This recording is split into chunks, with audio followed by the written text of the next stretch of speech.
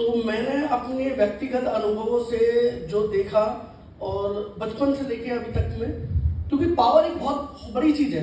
जब आप किसी स्लम में रहते हैं या रूरल एरिया में रहते हैं, उसका अनुभव एक अलग होता है, और एक मीडियम क्लास या हाई रिच फैमिली में रहते हैं तो उसका एक अलग होता है। क्योंकि जिस तरीके से आप होते हैं उसी तरीके से आपके दोस्त वगैरह बनने के चांसेस भी होते हैं। अगर आप एक पुअर बैकग्राउंड से हैं तो चांस बहुत कम है कि आपके यहाँ पे लोग आपके दोस्त बने। क्यों? क्योंकि आपके पास में उस तरीके के असिस्टेंट डिवाइस नहीं है कि आप बाहर निकल सकें, और दोस्त उस तरीके से आपको ट्रीट नहीं कर सकते। इनफैक्ट आप ज्यादा अगर पुअर फैमिली में देखेंगे, वो माँ बाप काम पे चले गए, बच्चा पड़ा हुआ है लवारिस की तरह, उसका पता ही नहीं है कि वो कहाँ पड़ा है क्या नहीं है। मैं ऐसे ऐसे साथियों को देखता हूँ कि जिनके वो खुद बोलते हैं कि भाई छिपकली आ रही है हमारे पास में, हम सोचते हैं कि उसको खा जाए और मर जाए। क्योंकि वो अपनी लाइफ से इतना ऊब गए, वो अपना चल नहीं सकते, फिर नहीं सकते, अपना बेड पे बैठे हुए हैं, उनको बेड शोर हो रहा है, और भी कई सारी परेशानियां हो रही है।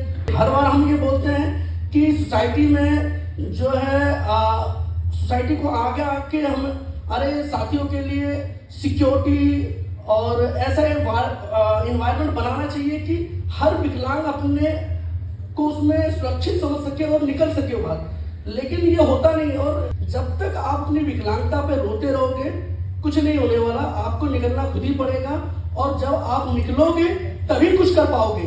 अगर आप सोचोगे कि भैया मैं घर में पड़ा हुआ हूं तो हो जाएगा, कुछ नहीं। और सबसे जो मेरे कई ऐसे साथी होते हैं जो सोचते हैं कि भैया हम बाहर निकले कैसे, क्योंकि वो निकल नहीं सकते, असिस्टेंट डिवाइस वगैरह नहीं है, पढ़े लिखे नहीं है। लेकिन धीरे धीरे आज पहले के मुकाबले में, क्योंकि मेरा भी बचपन काफी अकेलेपन में गुजरा है, क्योंकि मेरी फैमिली, मेरे फादर नहीं है, मेरी मदर है बेचारी, वो कूड़ा बीनने चली जाती थी, और काफी मतलब मैंने भी दिक्कतें झेली है, क्योंकि कूड़ा बीन के ही मैंने पढ़ाई करी है। लेकिन पढ़ाई का फैक्ट बताऊं तो मेरे को भी पढ़ाई करने का मन नहीं था, क्योंकि तीसरी में मेरे को भी पता चला कि भैया मैं इंडियन आर्मी में नहीं जा सकता हूँ। हालांकि अब तो पता चलता है कि इंडियन आर्मी में जरूरी नहीं कि लड़ने ही जाओ, और भी काम कर सकते हैं आप।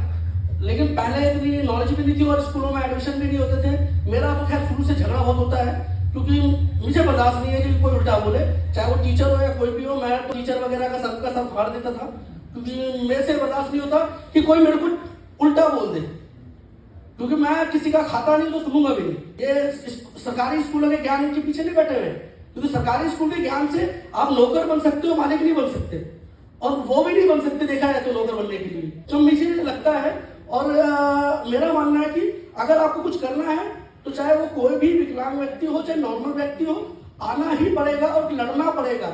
आप बिना लड़े कुछ नहीं हासिल कर सकते।